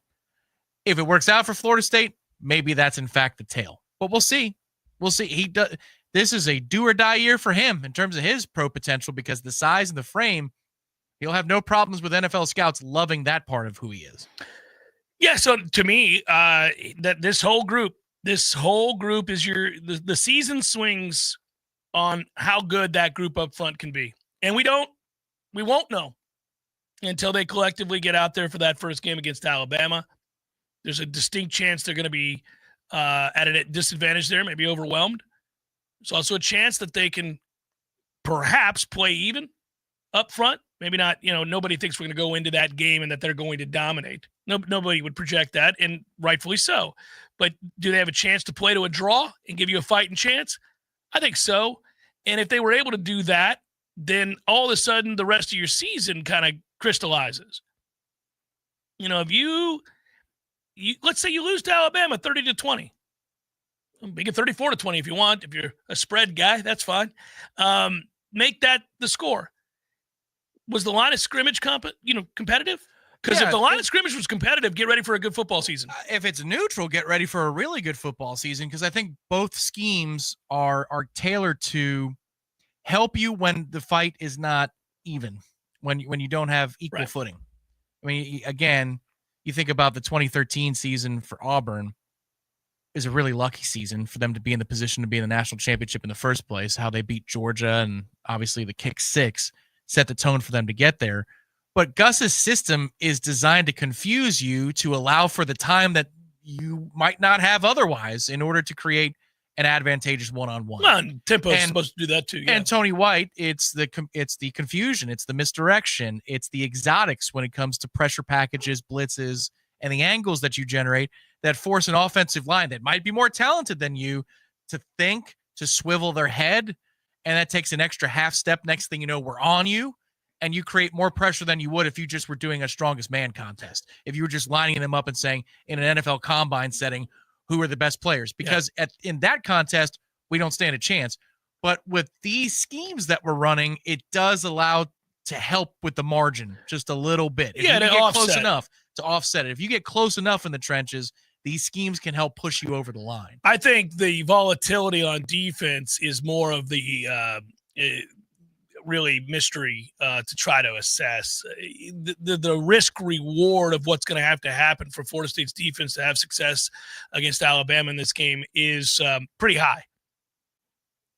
Because, again, they don't have a depth of talent, I think, to dominate anything. And again, you're trying to bring pressure, and that includes, run blitzes and things of that ilk. And if you guess wrong, Alabama's got immense talent to exploit that. Right. Well, that's yes, the volatility on the scoreboard here too, because you could run yourself into a blowout based on situations like that, and yet you'd feel okay in the trenches, and you'd say, well, I mean, we had to play aggressive. They got ahead by 14, 17 points. We're chasing the rest of the way. We're not built to do that. We're built to get out in front, shock and awe with the speed of the offense. And then at that point, we go toe to toe with you. Like, we have to front run a little bit. But it did sound like this is one thing that does have me concerned. Tommy talked about it a lot, and so did the other players in fits and starts. But that tempo is definitely part of the plan. And for the Alabama game, it just doesn't feel like that's the right idea. But maybe for the first game of the season, it could be. I don't know. But it sounds like that is most certainly going to be the offensive philosophy against a team like Alabama or against a team like Virginia. Well, I hope fans know that if they are hellbent on running that, no matter the situation, Tom, and by situation, you're up 21, down 21, like the wide array of things that can be in between, then the penchant for blowouts is in play. I mean, one way or the other. Like you might get blown out when things go south and you have one too many 3-and-outs and your defense is on the field too much and you're worn down, and they're not only on the field too much, but they're on the field too frequently. Like, as in, like, okay, they're on the field and now they're back on the field and now they're back on the field, and it's just 3-and-out, 3-and-out, 3-and-out. I won't say this against Alabama, but against some of the other teams on the schedule, you might also boat race some people you don't expect, as we sit here today, to boat race. Right, exactly. Because of that same dynamic. Yes, yeah. It just the offense. This is where the offense sets the tone. So often we talk about defense wins championships, and by and large it does. But I really feel like the way that they are thinking about drawing up two phases of the game and playing, we're going for broke on offense. It sounds like, we'll see if it happens in practice, but the way they're talking, they're going for broke on offense, and then defense, they're trying to create havoc rate, create turnovers, and stop the run is the biggest thing. That's also feast or famine on defense. I mean, it's not like the defense is going to be conservative and force them to, get down the field in increments of 3 and 4 yards at a time. We're forcing you to execute 15 plays in a row. I don't think that's what Tony White's trying to do. I think he's trying to go get the ball as soon as he possibly can, which means that both sides have extreme volatility. Pitch a Penny Pools and Spas have everything you need for pool maintenance, chemicals, cleaners, pumps, vacuums, nets, covers. You name it, they've got it. Now they've got the cold plunge tubs as well, recognizing the fitness craze and the documented medical benefits from the cold plunge. Maybe get your day started with a little cold plunge. Ooh, that's always a bit much for me. I don't know. Maybe post-workout for me. I don't think first thing in the morning but everybody's different. And I hear if you can do it, it's a hell of a pep in your step. It's a good way to get it going. Also, if you have an older hot tub, and you've been wanting to get an upgrade, but you've been putting it off because you didn't want to deal with the hassle of getting rid of the old tub, they'll come, remove that old tub, haul it away for you, and give you some money towards the solution as well. They make it easy for you, folks. Check them out today. Have an amazing hot tub or cold plunge tub is not out of reach.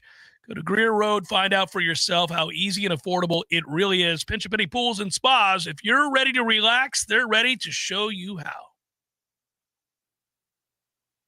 Budget Blinds at Tallahassee is your local window covering experts. They do it all: blinds, shades, drapery, shutters, even home automation. And they'll be there with you from the design to the measuring to the installation. Budget Blinds is with you every step of the way. Hello, I'm Gary, the local owner of Budget Blinds at Tallahassee. Let us help you with your unique window treatment needs. Call us at 668-4835 for a free in-home consultation, or find us online at budgetblinds.com/Tallahassee.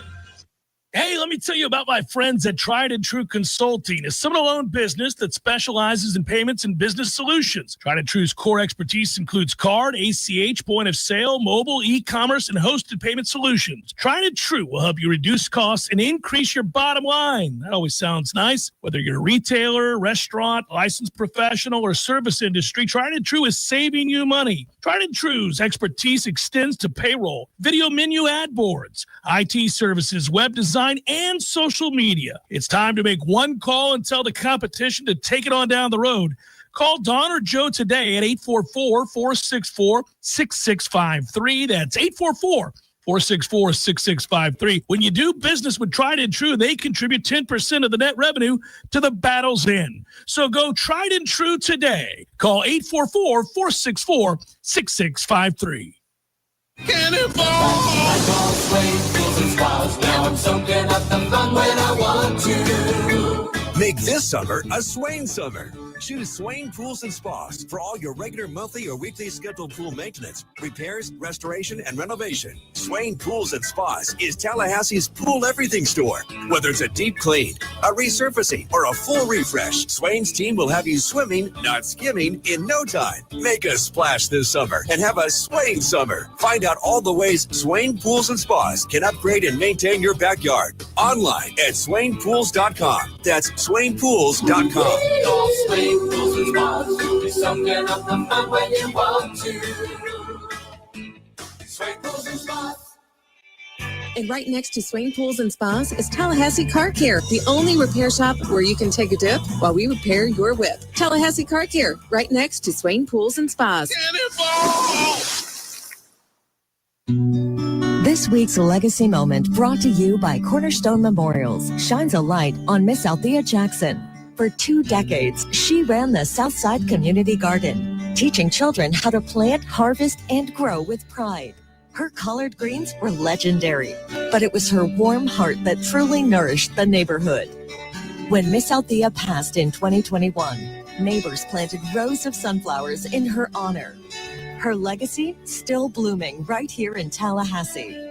This has been a Legacy Moment, honoring the lives that shaped Tallahassee.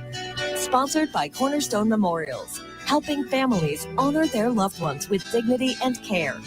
Find out more online at cornerstonememorials.org. Do you know of a Tallahassee legacy that should be shared? Text the word legacy to 850-386-8255 to submit your story for the Cornerstone Memorials Legacy Moment. There's fun to be had every night at the Corner Pocket. Take home prizes on Trivia Tuesdays and Beer Bingo Thursdays.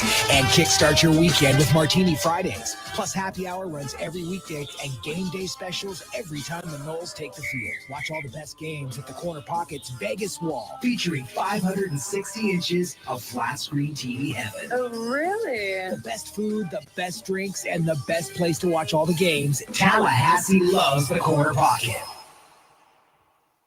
The Jeff Cameron Show is a production of the Warchant.com Multimedia Network. Check out Warchant.com today for the latest news inside Florida State athletics. That's Warchant.com. Now, back to Jeff on Real Talk 93.3.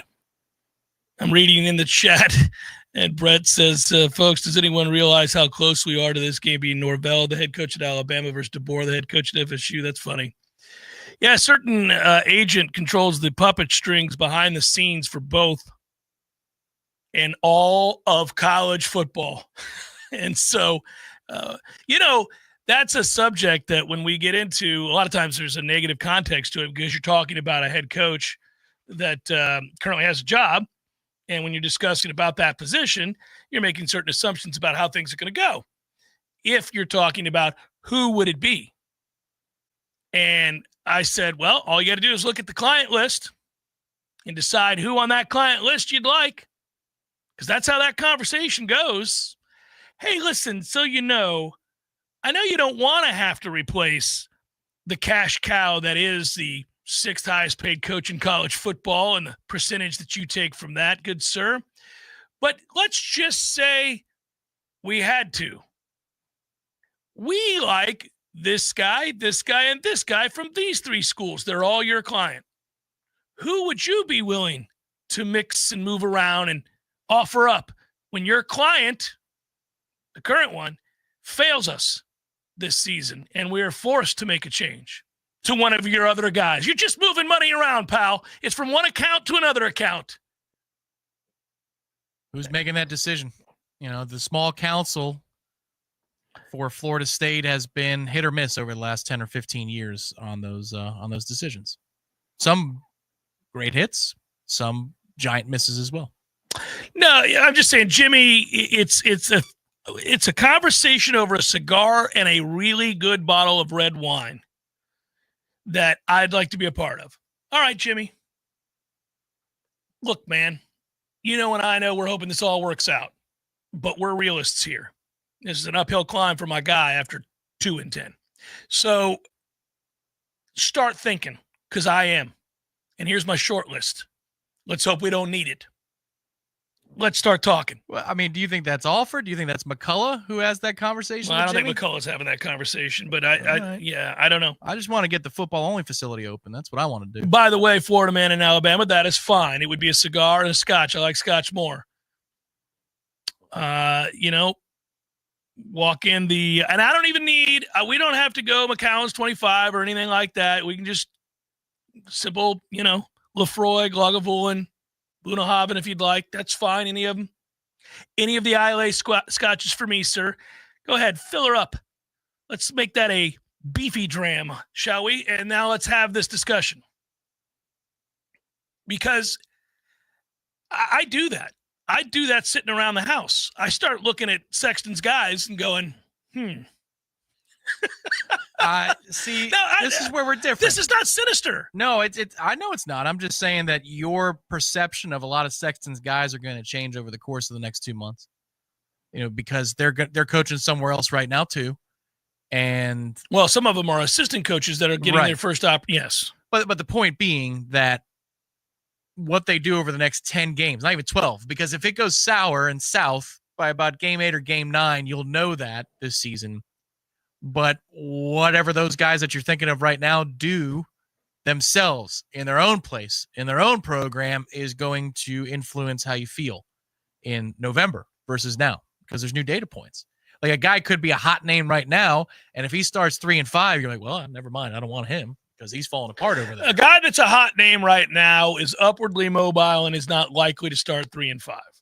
I hear your point. But I think that the volatility of college football right now. Now that is something to reconsider. I mean, it is something like Cignetti's a big name, right? And people, I see it in the comments and the message boards. Well, Cignetti could this and he could that. Really? I warn people about this. We do it all the time. This is akin to the basketball program that is a mid-major that goes on a run, and a coach garners a reputation that sees him make a huge leap in payday, but really the track record was he had a great tournament. He had a good year with a senior-laden team and went on a nice run. See Steve Robinson many moons ago. So there you are. Tulsa goes on a run. Great. And next thing you know, he's your head coach. He can't recruit the Southeast. You're screwed. You're in the ACC getting buried. Turns out it was just a nice run. Happens all the time. Sometimes it is the right guy. Sometimes he is a superstar that you tabbed at just the right time in his career, and he was ready to make that leap.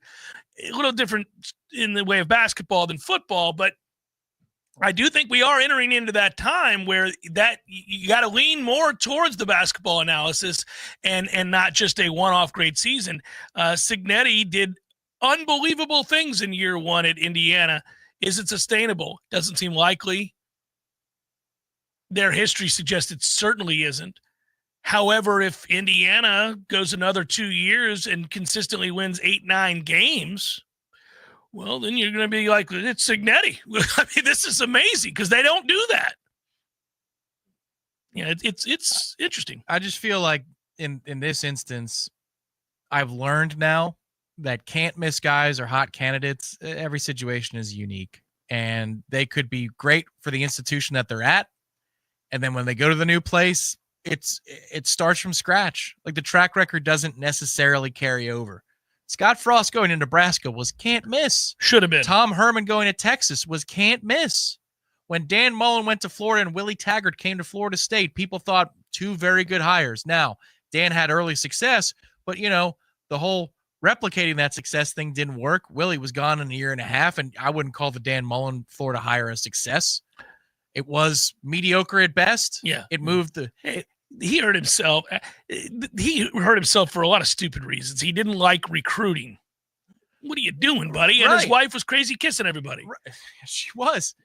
Even if it was a game day in the morning, she set time aside. Like, okay, this is really strange. Yeah. But Florida doesn't care about the why. They care that that's what happened. It wasn't a success. They're waiting for their next Spurrier, their next Urban Meyer. And they tried to get his sergeant, his lieutenant, and it didn't work. There are a lot of guys where it seems like this is going to be the one. And yet, that doesn't really happen all that often. So I'm just hoping that this works first. And then if we get there, we get there. But let's just say that we hire the guy that everybody agreed upon. It's very hard to do. If we had the entirety of Warchant staff, everybody has different opinions on staff. Yeah, okay. And we got the guy that was Sexton's, number one top client.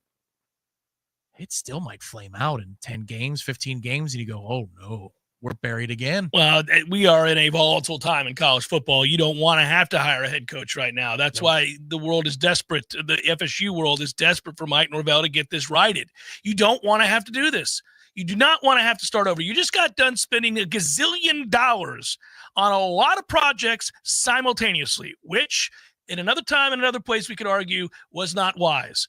I would tell you these are things that should have been going on and being done for years. Years and years ago, this should have begun.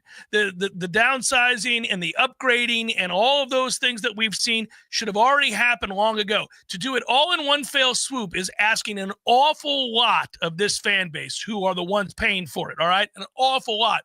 And that puts your ass in the jackpot.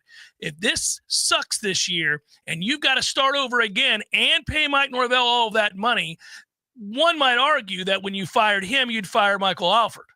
Our ass is in the jackpot now, okay? There's a lot of people with a lot at stake right now, an awful lot at stake. And I don't want any of them to lose their jobs as we sit here today, because I don't want to see all of this play out in a way that would require it. It means that we're going through another god-awful season, and you're trying to put your best foot forward at a time that you're trying to leave this godforsaken place to go make the money. Well, again, it's just everything. If it's all a gravitational pull from 2-10, that's all it is. Because if last year it was disappointing, but it was 9-3, let's say it wasn't a great season, but it was 9-3. You still are capitalizing off of 10 wins, including a bowl 2 years ago, 12-0/13-0 start, an ACC championship a year prior, 9-3, and you've got all these new things you're rolling out. It wouldn't be a problem. In theory, when they broke ground on a lot of this stuff, they timed it pretty well. 19 straight wins. You're coming off of that. Like Mike Norvell is pointing in the right direction. And then in the midst of building all this stuff, it's torpedoed. It's last year stands alone. Like I think when they greenlit these projects, no problem, trending up. As you're executing these projects, holy smokes, the whole thing came apart. It's a lot to do all at the same time, no matter what. Like for sure. You wouldn't. Ideally, you don't draw it up this way. Like I don't blame all of that on any one person. By the way, we both look at Florida State with a jaundiced eye on the regular. You guys aren't running this thing in a way that makes a lot of sense. Haven't for years. Yeah, I think it's fair to say, for me, speaking for myself only, I would have prioritized the facility over the stands. But you could make an argument economically to say, we got to fund the football facility, Tom, and we need luxury seating to be able to do that from, the 25 halves that we know we have. If we can get them to the west sideline instead of, next to the president's box, then we're going to do that because it's going to fund everything. But yeah, simultaneously executing all that was an undertaking, but it looked like they were actually going to land the plane, and then Mike screwed it up. But that's not the administration's fault at that point. No, it's not. Again, that's another conversation for another day.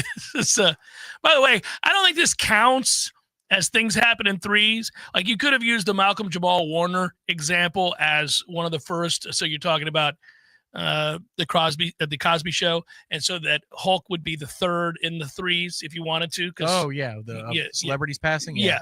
But Chuck Mangione. You know who he is? Can't say I do. Yeah. Trumpet player. Feels So Good was a big hit song. He's 80-something years old. He's dead. Just announced. So many of my listeners know who Chuck Mangione is. I would say it's always kind of a miracle when a non-jazz trumpet player makes it in pop music or rock music history. So for him to have done so, pretty amazing. It's like, it's not my thing. But if, if Kenny G died, I'd tell you. So Kenny G got to that level. Yeah, I don't know why Kenny G's famous, but he is. That's another thing, too. If you're a traveling musician, you make it into your 80s. That's kind of akin to a wrestler making it into his 70s. You're like, that's a pretty good run. That's not an easy life. It just cracks me up that somebody out there is driving down the road, tearing up a little bit as they listen to Chuck Mangione's greatest hits. They're like, really? What are we doing out here, Bob? Listen to Chuck Mangione's greatest hits. It's Jeff Cameron, 93.3 Real Talk Radio, Warchant TV. This is meteorologist Paul Tron.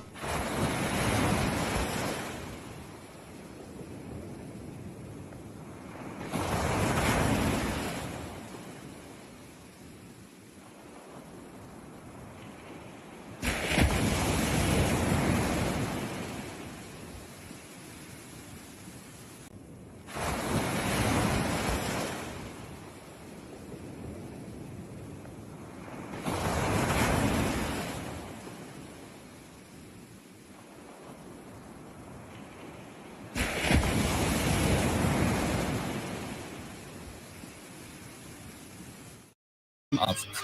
And we will guarantee to match or beat any local competitor's pricing. We're a family-owned business ready to offer you the very best sales and installation service in the area. And don't forget about our veterans and first responders discounts. Call Metal Roofing Sales today at 850-536-9123 or online at metalroofing.sales.net. I got some pretty spooky news from my Paul's termite and pest control technician the other day. It turns out that I'm sharing my home with Formosan termites. Those little monsters do damage about 4 times faster than the regular termites. Fortunately, Paul's discovered them on a routine general pest service, and they've already turned the Formosans back using an amazing treatment called Centricon. Paul's was the first to introduce the Centricon termite colony elimination system to North Florida and is the leader in this non-invasive treatment. Instead of dumping gallons and gallons of harsh chemicals into our soil, Centricon uses environmentally sensitive treatments loaded in bait stations. These stations are placed around the home. Termites are present, they feed, and take it back to the colony, which is then destroyed. To learn more about Centricon and a free consultation, go to callpauls.com for the elimination of termite or any other pest. And a greener lawn, too. Call Paul's. We'll get them all.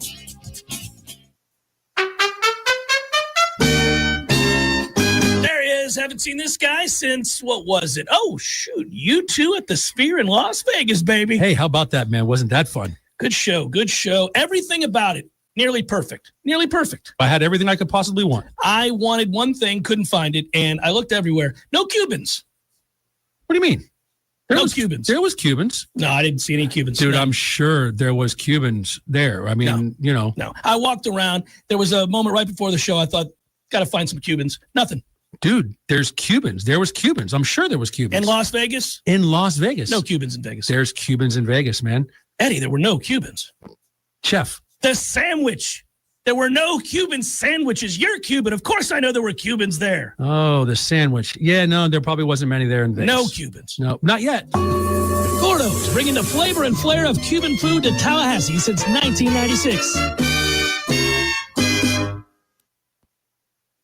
The Jeff Cameron Show is a production of the Warchant.com Multimedia Network. Check out Warchant.com today for the latest news inside Florida State athletics. That's Warchant.com. Now, back to Jeff on Real Talk 93.3. Yeah, you got to get your body clock right, Tom, for the West Coast games for the New York Mets this weekend. And might I suggest some CBD gummies from Cornbread to put you to sleep early tonight.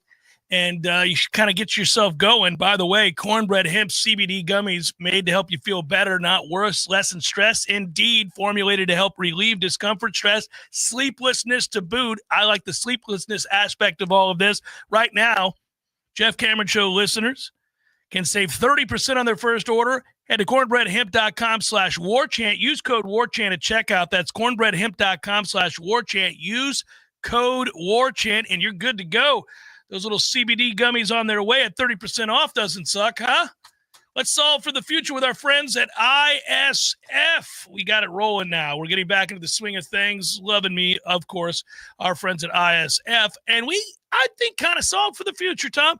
The future began this week when college football began and or kind of began. Last box checked. I mean, the video games come out.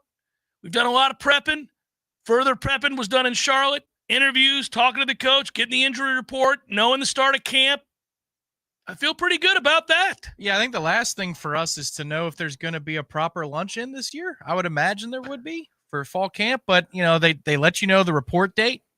They let you know the first day of camp, but I didn't hear any back and forth amongst our staff or any. And now, obviously, everybody's up there, and I've been here for the last few days.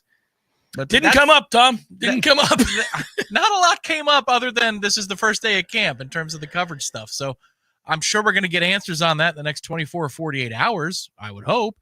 And that's the last part of the checklist for me, is once you get the luncheon and you get to hear from every single one of the coaches, that means it's really go time. Because usually you catch a few good nuggets out of that too. No matter who the staff is, you catch a few good nuggets. There's one position coach or one coordinator who's willing to talk on a given day. And here's hoping that that's something that we get next Tuesday, I would imagine. I'm going to venture a guess that this may be a dialed back luncheon. Don't know that. And I may be completely off. We may already have knowledge that it's going to be a normal luncheon like we've had in the past with, all of the coaches or the coordinators. I don't know that I sense that that's going to take place. I think we're going to have one with Mike. Almost would guess for sure that Mike is going to address the press at the start of camp, as he always does, because that's an assembled media that's not just the local, but the national and the regional. Like you get others from, Miami will send somebody up, Tampa send somebody up, Orlando send somebody over. You know what I mean? Like, yeah, I think in this case, we're talking about Gus here. I know we are. So I think if I was Gus, I would rather do a 10-minute press conference behind or ahead of Mike, either way, and I'm done. Well, first of all, if you're FSU, it can't be ahead of Mike. Well, you'd look like ridiculous. That's true. But I mean, if it was like Tony followed by Gus, then it's like the main event, the opening acts, and then you have the head coach. Either way, you're right. They have done it traditionally where Mike goes first and then it's the coordinators. As it should be. But maybe that instead of the luncheon setting, because he doesn't want to pal around. He does not want to pal around. He wants to stand at the podium, go, I'm going to answer that question without answering that question. That's the answer. Give you a bunch of nonsense. When we are going to run the ball. Yeah. Next. I'm an old school guy. We do like to throw the ball down the field. Like an old schooler. Next. We will run tempo. That's all right, not guys. Old school, but that's mine. I will see you the Monday after Alabama. Can't wait. Old school. Right. And then maybe for the luncheon, you get Tony White and who will talk to you and say and things. Papuchis and Tony Tokars and Herb Hand and Tim Harris. Love my and man David Tokars, Johnson. man. I would like to talk with him. I would. All the guys. It would be good. I don't know, Tommy. There's a sense maybe a little bit different this year. I don't know that. I'm not insinuating anything. I'm not giving you guys the wink. Nod. I'm just like, I could see it from that perspective, though. I will quasi defend Gus in this situation as he is trying to solve for his future of how he deals with the media, where he'd come down to Tallahassee or up to Tallahassee from Orlando and go, "Oh, luncheon? Oh, what? Yeah, Michael, what? Like we all get in a room for an hour and we just sit there and talk? What, sir? When did you come up with this concept? Who taught you this? Certainly wasn't me." Yeah.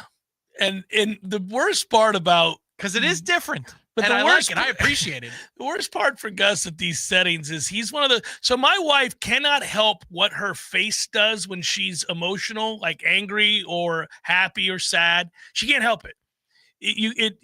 She would not do well in poker. So I know instantaneously when she's upset, very happy, angry, whatever it might be, because her face, it's written all over her face. Gus is that way at these things. His body language screams, "Can I leave?" I mean, that's the whole thing. Can I leave? All right, so we got an answer? We do have an answer. And you know what? It's on me because when we got the media guide, and I saw the email from Steven when we got the media guide, the luncheon is going to be on Tuesday. Right. That part we kind of knew. 11:30, but we do not know the exact format of. But the luncheon does exist. No, I said the luncheon exists. I said it would exist, and I thought it would be Tuesday. We already hinted at that. It's just that how's it going to look? What's it going to be? I think it's going to be Mike. That's my guess. Like that thing that you posted the other day. It's Hannibal Lecter around the corner. Oh, by the way, it was hilarious. Good morning. You're like, son of a bitch. And I knew would laugh at that because you know me. Yep. Which is like, Jeff does not like to get paired up with the rando on the golf course. It's not happening. Jeff will hit the gas and go play the next hole before he gets paired up. He's done it. I have done it.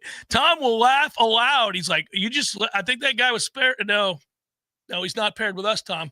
He's paired with the next group of three that's coming in here. That's who he's paired with. That's the only time I've ever seen you take a big time action is I on don't the golf, do that. because you want your golf experience to be contained to who you want to play with. That's right. And you've been like, "See you, buddy." You just hit the gas and move on.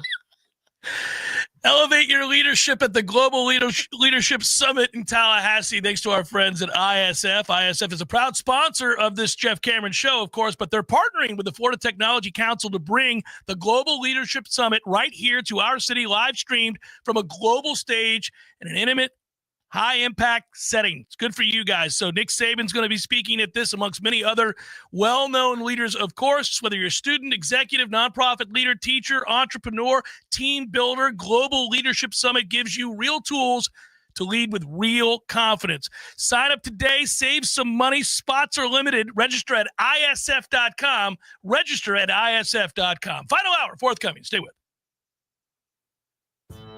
Some men follow the crowd. Others take the long way, the wayward way. At thewaywardgent.com, we've curated the gear, gadgets, and grit every respectable man needs, from the fairway to the fire pit. We've identified the top-rated Amazon finds, so you don't have to. No fluff, just the good stuff. Visit thewaywardgent.com.